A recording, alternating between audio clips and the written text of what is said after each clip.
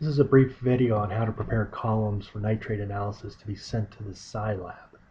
What you want to do is go to biorad.com to order these supplies, and first thing to go to is to order the ion resin found under this tab here.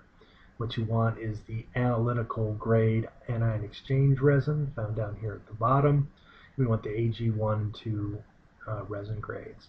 So click on that tab, it's going to open up to the different types. Click on AG1, AG2, and that will give you an open describes the resin. And if you click ordering, it'll give you the different types of resin, which are different cross links and different mesh sizes. So the bigger the mesh number, the smaller the beads, the more difficult it is to flow water with small beads. So we prefer to use the smaller mesh size, 20 to 50, which means the beads are bigger, so this means they don't clog as easily, it flows fast, but it still effectively traps nitrate. So if you click on that, you'll be able to order that, and it's about $400 per barrel. The next thing you want to order is the disposable columns. They're found under the Life Enhanced products under chromatography. So if you click on that, open up chromatography columns, then you'll want to select gravity and centrifuge flow columns. These are disposable plastics. It will take you to this page.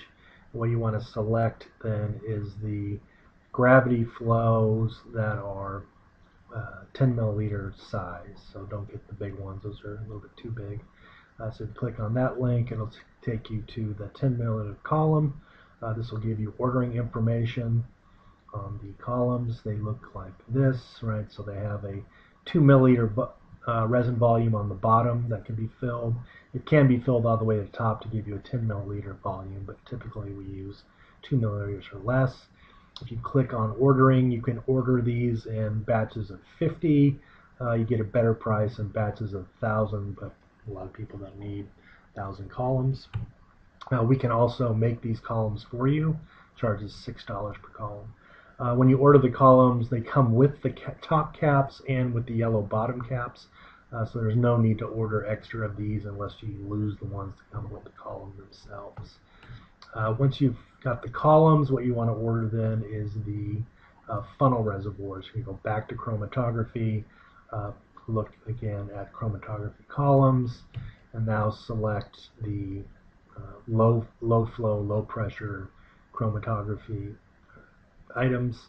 That would take you to this page, and so what you're going to look for is this econo reservoirs at the bottom of the page. Click on the bottom one, it'll take you to where the reservoirs are. This is hard to find sometimes on the Biorad site. Then again, click on ordering, and so you can order glass columns or the plastic. The glass are expensive, and I don't see there's no real use for their purpose for that, so we order the yellow plastic reservoirs. This is a reservoir of 250 milliliters that you can fill up that will drain through your column. And so these are about 5, they come 5 to a pack. So depending on how many you're doing, you can order accordingly. So we want to prepare these empty columns with the resin for nitrate collection. So what you're going to do is we devise some racks that I'll show you at the end. This one holds 10. Is put the column on the rack and then fill it up with deionized water. Normally there's a break-off tip on the end. These ones we're reusing. So fill it up with water, deionized water, and then add enough resin to generate a column somewhere between half a milliliter and 2 milliliters deep. See the spreadsheet for how much resin to use based on your salt content of your water.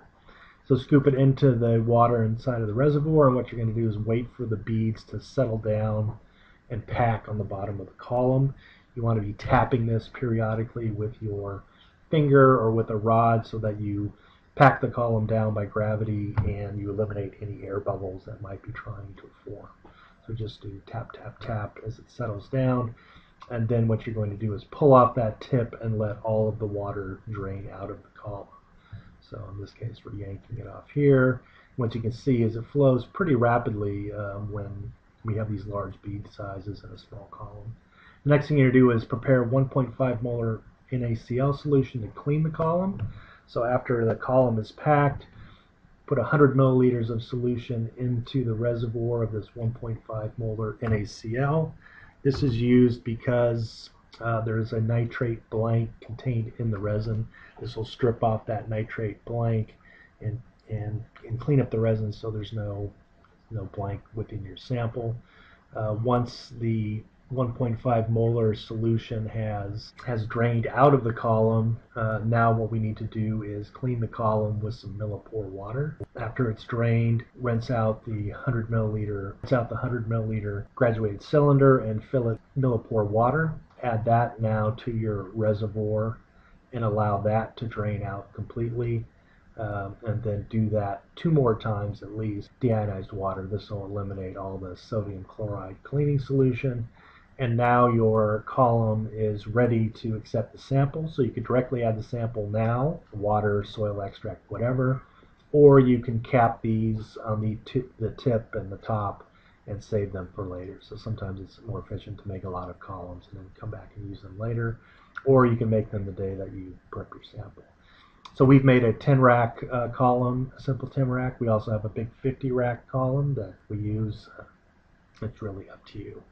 So if the soil extracts are cloudy or there's soil in them, they need to be filtered.